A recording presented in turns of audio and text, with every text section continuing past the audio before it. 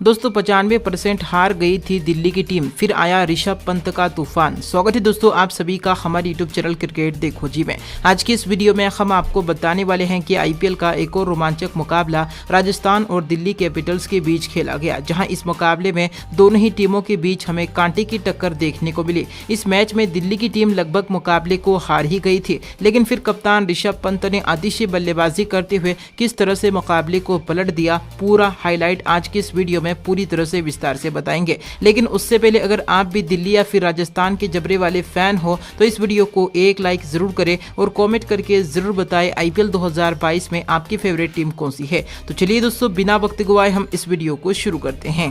दोस्तों आईपीएल 2022 का 58वां मुकाबला राजस्थान रॉयल्स और दिल्ली कैपिटल्स के बीच खेला गया, जहां दोनों ही टीमों के बीच हमें कांटे की टक्कर देखने को मिली। इस मैच में दिल्ली कैपिटल्स की टीम ने टॉस जीतकर पहले गेंदबाजी करने का फैसला किया। राजस्थान रॉयल्स की टीम को पहले बल्लेबाजी करने का न्योता दिया। वहीं अब इस मैच की शुरुआत हुई। राजस्थान रॉयल्स की तरफ से ओपनर बल्लेबाज के रूप में यशस्वी जायसवाल और जोस बटलर बल्लेबाजी करने के लिए मैदान पर उतरे, जहां दूसरे ही ओवर में यशस्वी जायसवाल के बल्ले से एक करारा चौका देखने को मिला। लेकिन अब तीसरे ओवर में जोस बटलर चेतन साकरिया की गेंद पर 7 रन के व्यक्तिगत स्कोर पर आउट होकर अपना विकेट गंवा बैठे। हालांकि विकेट के बावजूद भी अगले ही ओवर में यशस्वी जायसवाल ने एक शानदार चौका और साथ ही में एक गगनचुंबी छक्का भी जड़ दिया। 5वें ओवर में अश्विन के बल्ले से एक के बाद एक 2 करारे चौके देखने को मिले। तो वहीं पर दोस्तों अगले ही ओवर में अश्विन ने एक और चौका और एक और गगनचुंबी छक्का जड़ दिया। इसी के साथ पावर प्ले के 6 ओवर में राजस्थान की टीम 1 विकेट के नुकसान पर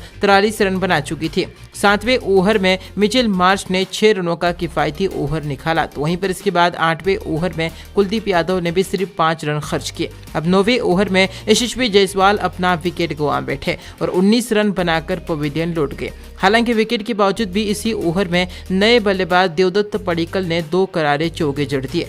लेकिन बाद 10वें ओवर में कुलदीप यादव ने एक बार फिर से 4 रनों का किफायती ओवर फेंका। 11वें ओवर में शार्दुल ठाकुर ने 4 रनों का किफायती ओवर फेंका। एक के बाद एक दिल्ली कैपिटल्स की गेंदबाज शानदार गेंदबाजी करते हुए नजर आ रहे थे। लेकिन अब 12वें ओवर में रविचंद्रन अश्विन ने एक अतिशय छक्का जड़ दिया। इसके अलावा अगले ही ओवर में देवदत्त पडिक्कल ने भी एक के बाद एक 2 खतरनाक और लंबे छक्के जड़ दिए। मैदान पर रविचंद्रन अश्विन और देवदत्त पडिक्कल दोनों ही खिलाड़ी शानदार बल्लेबाजी करते हुए नजर आए। इसके बाद 14वें ओवर में अश्विन ने एक बेहतरीन चौका जड़ा। दोनों ही खिलाड़ियों के बीच अर्धशतक की साझेदारी भी पूरी हो चुकी थी। इस ओवर में अश्विन ने 1 रन लेकर अपना अर्धशतक भी पूरा किया। लेकिन अब 15वें ओवर में मिचेल मार्श ने शानदार गेंदबाजी करते हुए अश्विन को 50 रन के व्यक्तिगत स्कोर पर आउट करके पवेलियन का रास्ता दिखा दिया। हालांकि विकेट के बावजूद भी इसी ओवर में देवदत्त पडिक्कल ने एक के बाद एक 2 बेहतरीन चौके जड़े। 15 ओवर में राजस्थान रॉयल्स की टीम 3 विकेट के नुकसान पर 116 रन बना चुकी थी। 16वें ओवर में संजू सैमसन के बल्ले से एक करारा चौका देखने को। अब 18वें ओवर में चेतन साकरिया ने शानदार गेंदबाजी करते हुए रियान पराग को आउट कर दिया, जहां पराग भी सिर्फ 9 रन बनाकर पवेलियन लौट गए। इसके अलावा 19वें ओवर में एंड्रिस नोटजे ने शानदार गेंदबाजी करते हुए सेट बल्लेबाज देवदत्त पडिक्कल को भी पवेलियन का रास्ता दिखा दिया, जहां देवदत्त पडिक्कल ने अपनी इस पारी में 30 गेंदों में 48 रन बनाए। इसी ओवर में राशि वंडर दस्तन के बल्ले से भी एक करारा चौका देखने को मिला। इसके अलावा 20वें ओवर में शार्दुल ठाकुर ने सिर्फ 6 रन खर्च किए और इस तरह से राजस्थान की टीम ने 20 ओवर की पारी में 6 विकेट के नुकसान पर 160 रन बनाए। साथ ही में दिल्ली के सामने 161 रनों का लक्ष्य रखा। वहीं दोस्तों दिल्ली कैपिटल्स की तरफ से सलामी बल्लेबाज के तौर पर श्रीकर भरत और डेविड वार्नर बल्लेबाजी करने के लिए मैदान पर उतरे, जहां पहले ही ओवर में ट्रेंट बोल्ट ने शानदार गेंदबाजी करते हुए सलामी बल्लेबाज श्रीकर भरत को बिना खाता खोले ही पवेलियन का रास्ता दिखा दिया। इस ओवर में ट्रेंट बोल्ट ने सिर्फ 1 रन खर्च किया, 1 विकेट हासिल किया। दूसरे ओवर में प्रसिद्ध कृष्णा ने मेडन ओवर फेंका। इसके अलावा तीसरे ओवर में बोल्ट ने भी सिर्फ 4 रन खर्च किए। लेकिन चौथे ओवर में नए बल्लेबाज मिचेल मार्श के बल्ले से एक गगनचुंबी छक्का देखने को मिला। इसके अलावा 5वें ओवर में भी मिचेल मार्श ने एक बेहतरीन चौका जड़ा और इसी ओवर में डेविड वार्नर के बल्ले से भी एक बेहतरीन चौका देखने को मिला।